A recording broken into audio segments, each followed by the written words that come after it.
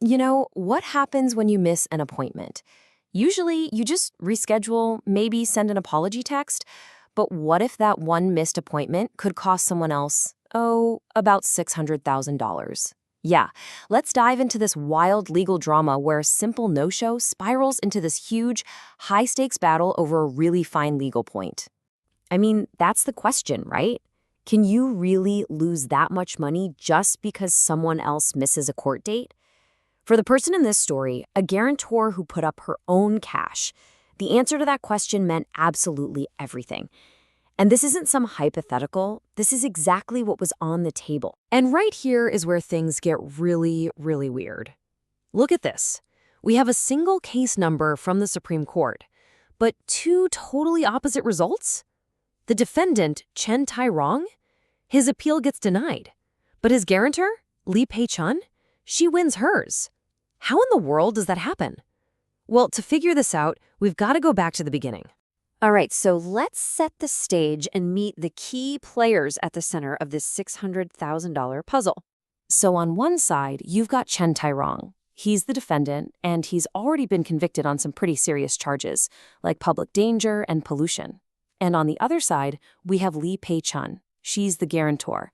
That means she's the one who put up her own money to promise the court that Chen would do what he was supposed to do. And this is the magic number, 600,000 new Taiwan dollars. That's about 20,000 US dollars. Lee Pei-chun paid this as bail to get Chen out while the case was moving forward. So you got to remember, this isn't just some abstract number. This was her personal property on the line.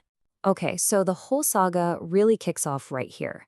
After all the trials, all the appeals, Chen's conviction is final. It's done. So the prosecutor's office does what it's supposed to do and sends him a summons, basically an official order, to show up and start his prison sentence. This really should have been the end of the story.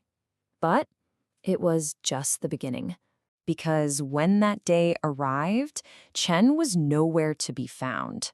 And this kicked off a months-long search by the authorities that only made the whole situation murkier. You can see how the prosecution started to build its case.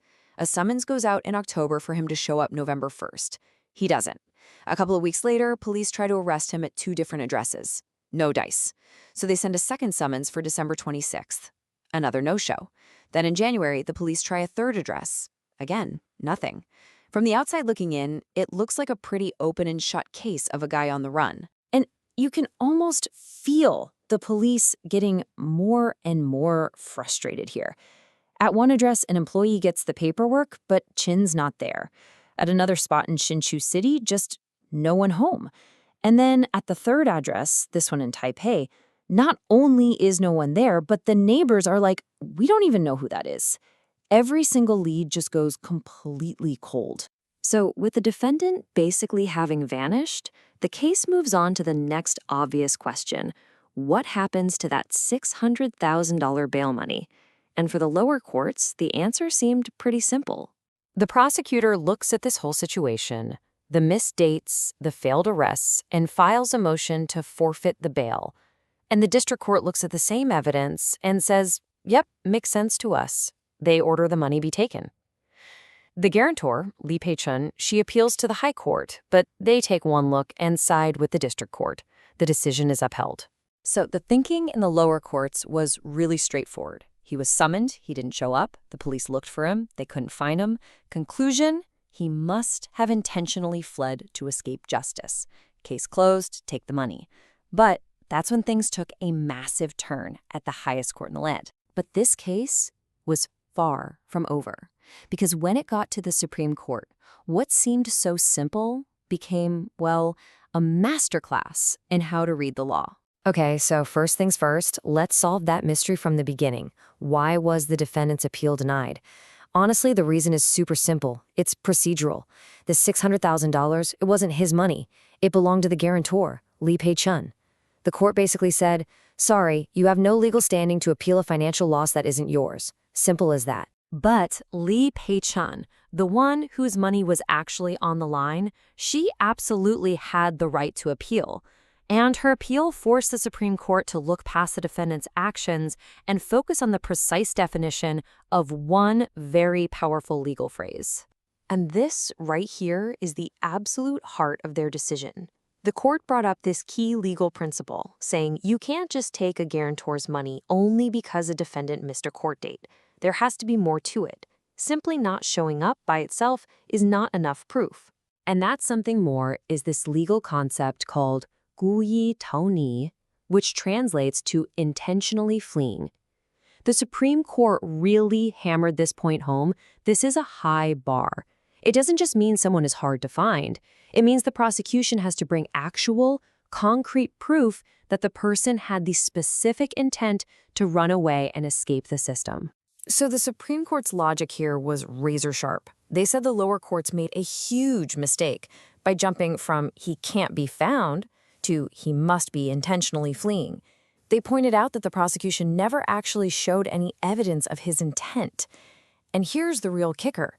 The official arrest warrant for Chen, it wasn't even issued until March 26th, after the lower courts had already ordered the bail to be forfeited.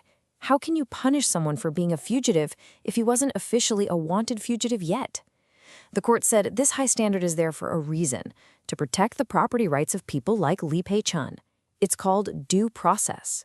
And this all brings us to the main lesson of this entire case.